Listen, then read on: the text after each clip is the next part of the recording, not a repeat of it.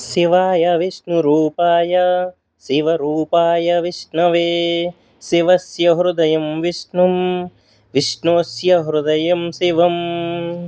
ఉగాది. ఉగాదికి ఆ పేరు ఎలా వచ్చింది? విష్ణుమూర్తి మత్స్యావతారంలో దర్శనమివ్వడానికి బ్రహ్మ ఎలా కారణమయ్యారు? మరి ఈ కొత్త సంవత్సరంలో శ్రీ పరభవనామ సంవత్సరంలో ఏ రాశి వారికి లాభాలు ఎక్కువ వచ్చి శుభాలు జరుగుతున్నాయి? ఈ విషయాలన్నీ మనం ఇప్పుడు తెలుసుకుందామండి. ఓం నమో నారాయణాయ నమః శివాయ. ముందుగా ప్రేక్షకులందరికీ శాంతి లోహిత్ క్రియేషన్ వారి ఉగాది శుభాకాంక్షలండి. ఉగాదికి ఈ పేరు ఎలా వచ్చింది అంటే, దీని అసలు పేరు యుగాది. యుగాదిని మనం ఉగాది అంటున్నాం. యుగ అంటే విశ్వం, ఆది అంటే మొదలు, విశ్వం మొదలైన రోజు అని. 60 సంవత్సరాల కాల నిర్ణయం చేసేటప్పుడు మొదటి 20 సంవత్సరాలు బ్రహ్మ సంవత్సరాలని, తర్వాత 20 సంవత్సరాలు విష్ణు సంవత్సరాలని, తర్వాత 20 సంవత్సరాలు రుద్ర సంవత్సరాలుగా కాల నిర్ణయం చేశారు. ఇది 40వ విష్ణు సంవత్సరం, ఆఖరి సంవత్సరం. బ్రహ్మ విశ్వాన్ని ఏర్పాటు చేసేటప్పుడు నక్షత్రాలకు, గ్రహాలకు, ఋతువులకు, వర్షాలకు అన్నిటికీ వాటి కర్మను గ్రంథాలలో రాశారు. రాసి అలసిన బ్రహ్మ నిద్రిస్తున్న సమయంలో సోమకుడు అనే రాక్షసుడు ఈ గ్రంథాలను అపహరించాడు. ఇది తెలిసిన విష్ణుమూర్తి బ్రహ్మ కోసం సోమకుడనే రాక్షసుని వెతుకుతాడు. కానీ విశ్వంలో ఎక్కడ వెతికినా సోమకుడు కనిపించడు. ఎందుకంటే సోమకుడు భూలోకంలో సముద్రము అడుగున దాక్కుంటాడు. ఇది తెలుసుకున్న విష్ణుమూర్తి భూలోకంలో సముద్రానికి వెళ్ళి సముద్రంలో సోమకుణ్ణి పట్టుకోవడానికి మత్స్యావతారం ఎత్తి మత్స్యావతారంలో సోమకుణ్ణి చంపి సోమకుడి దగ్గర ఉన్న గ్రంథాలను తీసుకొచ్చి బ్రహ్మకు ఇస్తాడుమాట. ఇలా బ్రహ్మ విష్ణుమూర్తి మొదటి అవతారమైన మత్స్యావతారం రావడానికి కారణమయ్యాడు. ఇదంతా జరిగింది చైత్రమాసం శుక్లపక్ష పాడ్యమి రోజున కాబట్టి అందుకే ఈ రోజుని మనం ఉగాదిగా జరుపుకుంటాం. అంటే ఉగాది యుగం మొదలైన రోజు అని. ఇది మన తెలుగువారు జరుపుకునే ఉగాది. ఇంకా ఈ ఉగాదిని మరాఠీలు కూడా జరుపుకుంటారు. మరాఠీలు దీని పేరు గుడి పాన్వా అని పేరుతో పిలుస్తారన్నమాట. మరియు తమిళీలు పుత్తండు పుత్తండు అనే పేరుతో తమిళీలు చాలామంది కూడా ఇంకా ఈ విధంగా మరి వంటలు అవి చేసుకుని బాగా వండుకొని చేసుకుంటారన్నమాట. తర్వాత మలయాళం వాళ్ళు దీని పేరు విషు అనే పేరుతో మలయాళం వాళ్ళు కూడా ఈ కొత్త పండుగని జరుపుకుంటారు.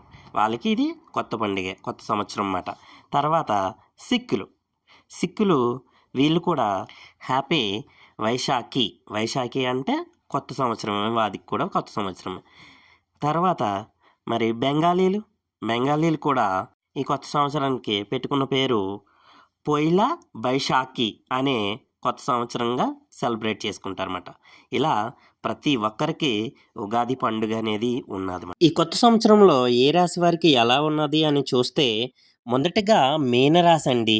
మీనరాశి వారికి చాలా అంటే చాలా బాగుంది. మీనరాశిలో ఉన్న వాళ్ళందరూ కూడా మంచి ఆదాయం వస్తుందండి. అందరి చేత గౌరవింపబడతారు.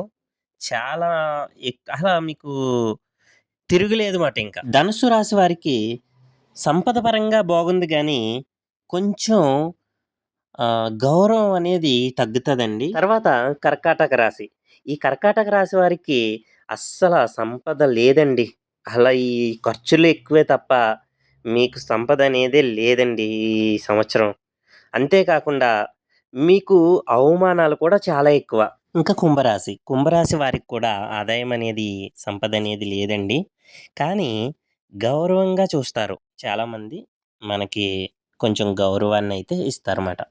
ఇంకా మకర రాశి వారికి కూడా లాభదాయకంగా లేదండి. శుభాలు కూడా ఏమీ జరగవు. నెక్స్ట్ మనం మేషరాశి, వృశ్చిక రాశి వారికి ఆదాయం చాలా బాగుందండి.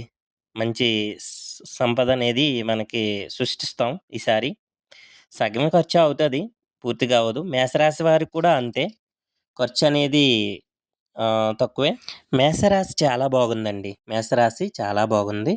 వృశ్చిక రాశి వారికి కొంచెం గౌరవం తగ్గుతుంది, అంతే తేడా. మిగతాదంతా బాగానే ఉందండి.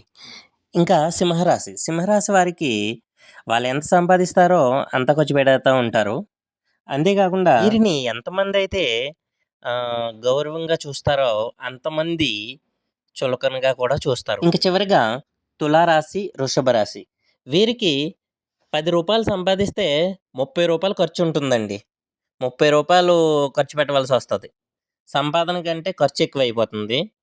కానీ అందరి చేత నువ్వు చాలా మంచోడివి" అని బాగా పొగుడుతారన్నమాట. అందరూ గౌరవంగా చూస్తారన్నమాట.